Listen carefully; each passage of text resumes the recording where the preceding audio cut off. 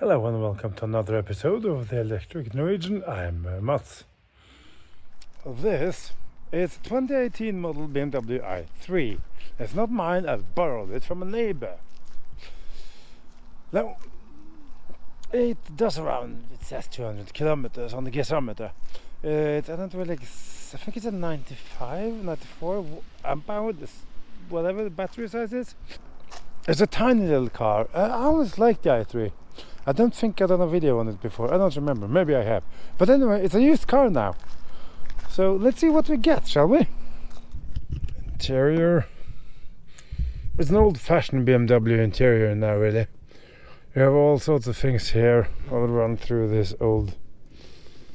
You have your programs, Eco and stuff. That's it, really. Can open the roof. And glove box, and you have buttons. You have the wonderful tactile. Look at this thing. It's a small display here, and this. It's so tactile, so easy to use, so sweet. Why couldn't BMW kept this? And also the buttons here. Yes, this plastic's a little bit old-fashioned, but apart from that, I mean, the new 5 Series, for instance, it's an expensive car. It doesn't have an expensive interior. And here. Small place for your phone or whatever. Power, storage, cup holders. It works. More storage. So what do you get for your 15,000 euros or whatever this is priced at as a used car? In Norway it's around 15,000. A decent boot. You have two and a half doors, I wouldn't say 4 doors. And if you're occasional 3 people, or very occasionally 4 people, this works just fine. It's not if you have a family, if you have kids, no, you can't have this arrangement. It doesn't work. And you even have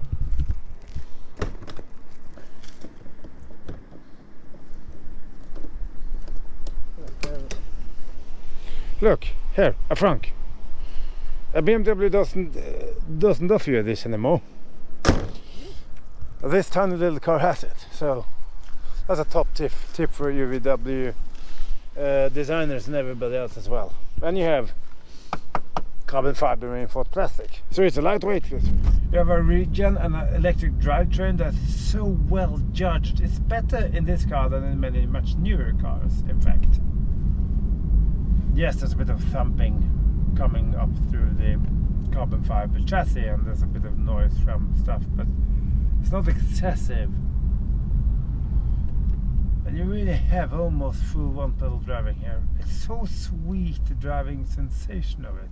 And then the buttons, this intuitive climate control toggle, for instance, for your temperature. It makes you wonder, why didn't BMW keep a few of these things around still? Because these would have fitted right into the new, for instance, the i5 and the i7. You didn't have to go to touch screens and cheap plastic surfaces, because that's what it is. It's a cheap plastic surface to slide your finger around. It doesn't feel quality, and doesn't feel premium. And it just really feels stupid once you look at this and you think, okay, this worked. Yes, update the buttons, update a few of the materials, and you know, Bob's your uncle. The person who owns this car, he used to be, he has had several diesel Mercedes E-classes and stuff, and then he bought his first i3 a few years ago. There was the previous one with the smaller battery, and a little bit too low range for him and the Mercedes. They don't use it much, but still. And then he upgraded to this one, and then now it covers most of its needs. It's really, and it's such a small battery. It just costs pennies to charge it, and it doesn't cost anything to run. And they've done a few updates here with the trays on the side and a few things. It's always interesting when you come into other people's cars, because no one uses their car in exactly the same way. And it's like, oh, okay, that's how it is. So it works. So it's a car number 2, or you know, if you're a bigger family, if you just need a runabout, this is a cheap way to get that. And I have associates that have taken the right way and driven them to Italy and back. You can do that. I would never have done it, but it's possible. It charges. It doesn't have a high charge peak. It charges at around 40-45 kilowatts, but it's flat, so it doesn't charge particularly slow, even though it doesn't have the highest peak effect into the battery. Well, it's a lightweight car. This weighs, I don't remember exactly now to put it in text, around 1600 kilos, I think, because of the carbon fiber reinforced plastic chassis and the small wheels. And it never feels overpowered. It doesn't feel underpowered either. It feels just fine. And we're running 151 watt hours, for instance. And then because it's rear-wheel drive, you can tell it's rear-wheel drive. It's a fun thing to drive. It has decent texture through the steering and feel. And this thin rim steering wheel, it's just such a nice thing to have. They've used this space in this car so smartly. They've even given you a little trunk in this tiny little car. There's not much overhang here, there's not much front at all on this car. And still they've given you a tiny little boot in the front there.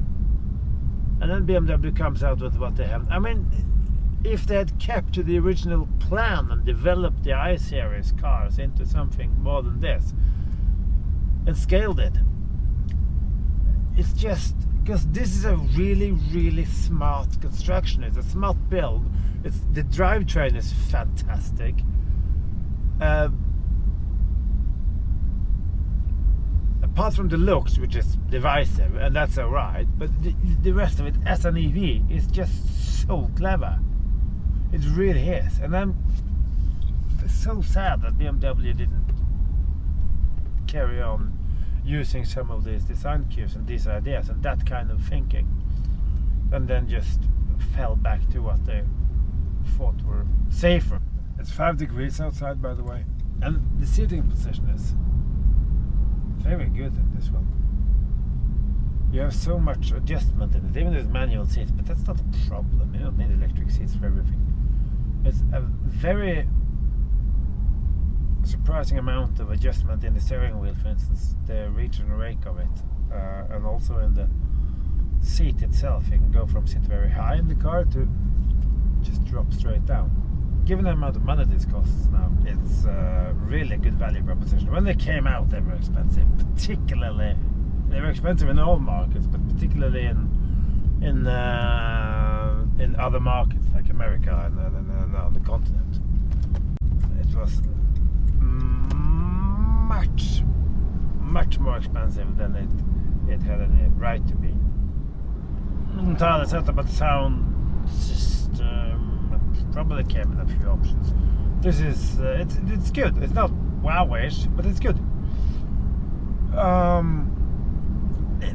When you sit here looking forward with the high roofline, you don't really feel like you're driving a small car. It's only slightly cramped on the left side. That sort of gives you the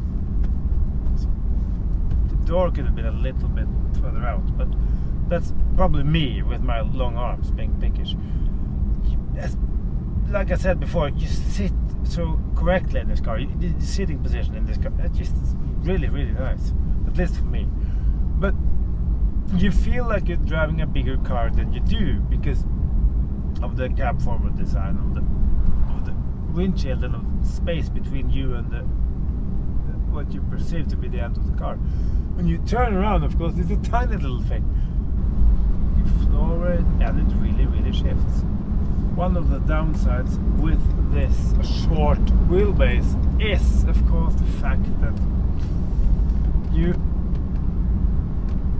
do feel joints and no, not that button. What's the other button? There, the cruise control. Now it's on. Sort of movement in the car is slightly exaggerated sometimes, but that's how we do it. Is with this kind of design.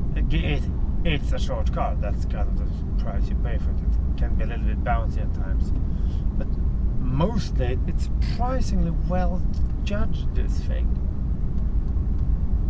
Of course, you will sort of pay the price in the fact that it's a small car. It can't do magic. If I wasn't such a strange person and had this strange urges to just jump in and drive for 3 hours on a Sunday, this would really be brilliant for me, because it would cover probably 99% of all my needs.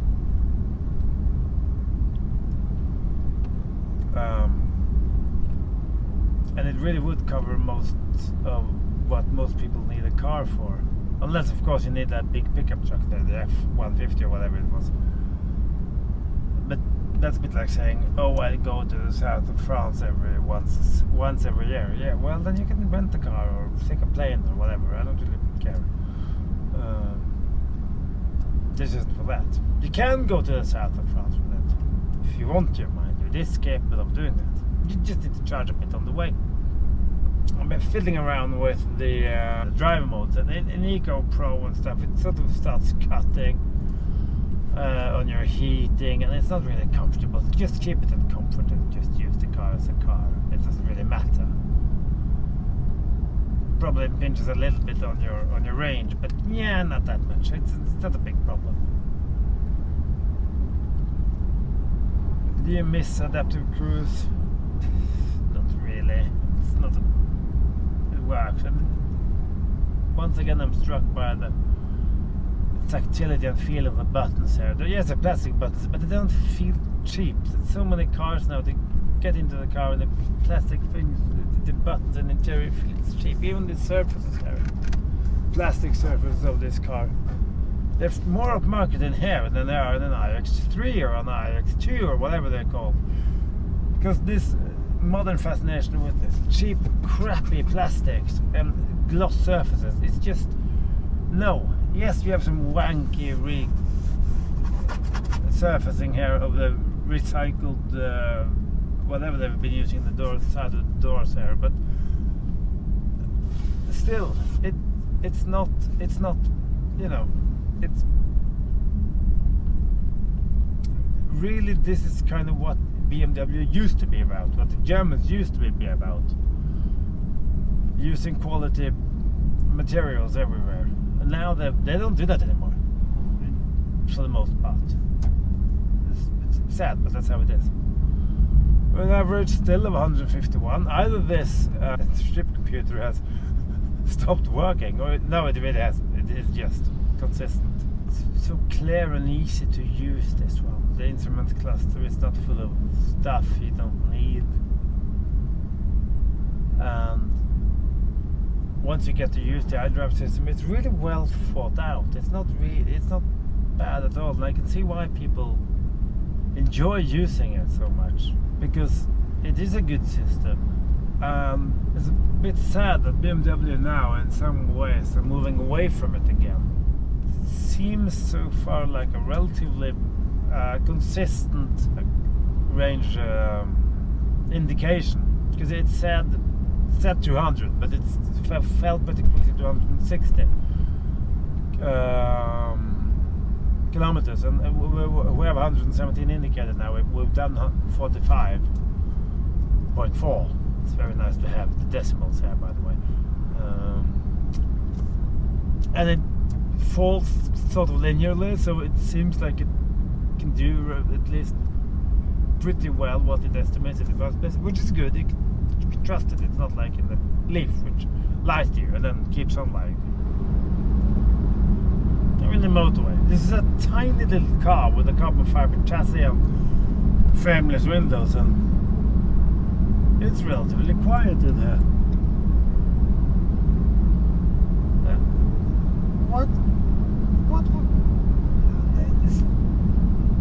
Yeah, it's like I said, it's a cheap car. It's a used car. It's a really, really nice thing. And I'm thinking, I've been more noisy, much more expensive cars than this one. Other downsides to this car, yes, it's not that much space. The range is slightly compromised, and the iDrive system is old. But for what it is, it's relatively refined on the motorway. The tactility of the switchgear and the interior is traditional German, and it looks a bit wonky, but it isn't ugly in the ugly sense of a BMW iX or a new i4, for instance. The drive system, it's well thought out, and you get used to it. Efficiency is pretty decent. For what it costs, and also the range estimation seems to be pretty on spot. It doesn't try to at least be honest with you, which is good. And now it's a used car, so you can choose whatever you want, and you can get a well-equipped car, and you don't have to think, oh, it's too expensive, because it was very expensive when new, but now it's not new anymore, it's old. And we can do it real with you as much car as possible for as little money as we can, which is great. I don't think there's that many issues with it. It doesn't seem to be. It feels prop built as well, and like I said, once again, coming back to the tactility and the feel of everything, nice. Sitting position is good. Power is okay. Yeah, I mean, if you don't need 300 miles and you don't need absolute big charge power, or putting a trailer, and you don't have kids or 5 big dogs, or at least you don't drive around with them every day, you need a car number 2, maybe a car for your kid has gotten a license, whatever. Check out an i3. I've forgotten how decent this is to drive. It's clear and logical and consistent to use, and it's not a spaceship. It doesn't scare you. So yeah, really, I'm gonna keep enjoying myself a little bit more, and then I have to deliver the car. But thanks for watching. Do like, comment, subscribe to the channel if you haven't, and if you want to see more of whatever happens in the future. I have a few new exciting cars coming up. So yeah, thanks for watching. Take care of yourself, take care of someone else if you can, and see you in the next video. Ciao.